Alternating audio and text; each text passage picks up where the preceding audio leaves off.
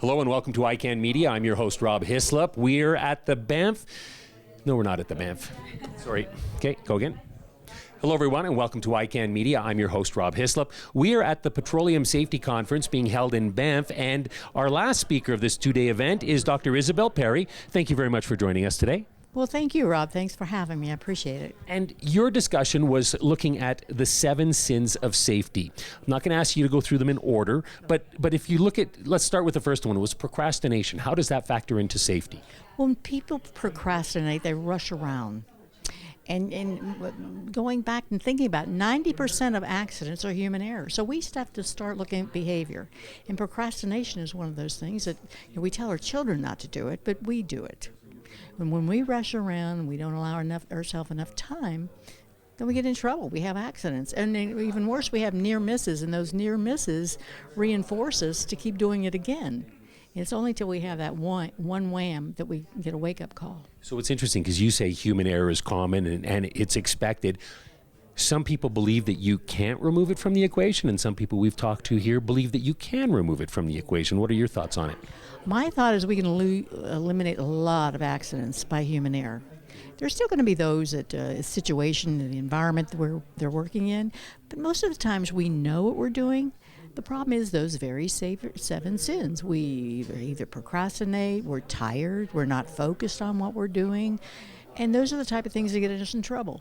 So, and you've mentioned a couple there. There's a lack of focus, complacency, and that's, I guess, just getting used to a routine. It may have worked at one time, perhaps doesn't work anymore, but you don't change anything. Right. And think about the times you've driven somewhere sometime and you don't remember where you've been. It was just such a routine. I got from point X to point Y, and you don't remember seeing a car, you don't remember seeing a tree, a building, a person, anything. You just went from point X to point Y, almost on rote memory. Mm-hmm. So how do you, you've narrowed it down to 7 sins. I'm sure if you were asked to come up with 13, you would have been able to come up with 13 as well, probably, because there are so many different factors that come into it.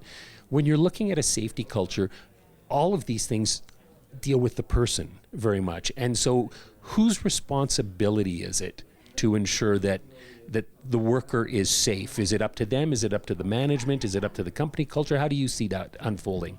Well, the employee can say, oh, it's up to the government to protect me. And they might say, oh, it's up to the company to protect me. But my feeling is if I have an accident, I'm going to pay the price. So I don't worry about what the government tells me to do. I don't worry about what the company tells me to do. I perform safely for me, because if I'm blind, if I'm in a wheelchair, I'm handicapped in any manner, it affects my lifestyle, not the government, because I'm a check mark at the box in the government, and the company cares, but they don't pay the price. I pay the ultimate price. So I like to drive safety culture between employees' ears. So you firmly place the responsibility with them then as far as taking care of themselves goes. What sort of things can they do, though, to ensure that their environment is safe if the culture doesn't seem to be strong enough? Focus on what you're doing. Allow enough time to do the task at hand. Make sure before you start a job to do a visual, what could possibly go wrong, and what steps can I take to make sure they're safe? Do I have what I need? Do I have the personal protective equipment? Have all these questions run through yourself. And I'm not saying that the total responsibility for safety is the employee, because the company still is responsible for buying the personal protective equipment and providing an environment that's safe. But even when companies provide the environment that's safe, there's sometimes people have accidents because they've taken risks. So do you see things progressing then? Do you feel like it's getting better out there as far as awareness of safety is concerned? Because we talked to one doctor here at this event, and he's been promoting safety and accident prevention. He'd never call it an accident, but safety and ensuring that people are safe. He's been doing it for 30 years. And he says the incidences of injuries are just going up all the time because people are not taking it as serious, in his opinion. What is your thought on that? Well, we probably have totally opposite opinions. Accident rates are going down. I've seen recordable accidents are going down. Deaths are going down.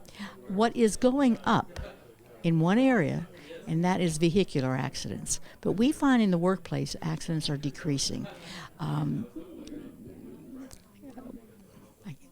I'm starting to think about specifics like this is the United States. Yep. But in the United States, prior to OSHA being passed in 1970, there used to be 15,000 deaths, 15,000 deaths a year. OSHA was passed in 1970. I'm just going to ask you, what is OSHA for us Canadians? Okay, Occupational Safety and Health Administration, which is our legal government agency.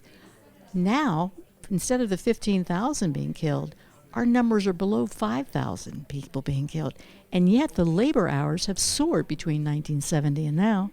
So all of our statistics show the numbers are going down. And this is driven by a couple of things. One, CEOs get it. CEOs finally get it that in order to have a productive company, they must see that their workplace is safe. Because there's disruptors to the workplace when people have accidents. There's a direct cost of medical, but how about the equipment that's been damaged? How about the loss of production? How about the time it takes to train a replacement worker? How about all the distractions? How about the morale going down? CEOs are starting to get it. It's no longer, oh, that big bear government's coming down on us and making us do this. They actually see their quality will go up, their productivity will go up, morale will go up. In the organizations that want to be sustainable beyond the next year are focusing on safety as a way to improve the work environment. Thank you very much for your time. Thank you, Rob. We've been chatting with Dr. Isabel Perry here on ICANN Media.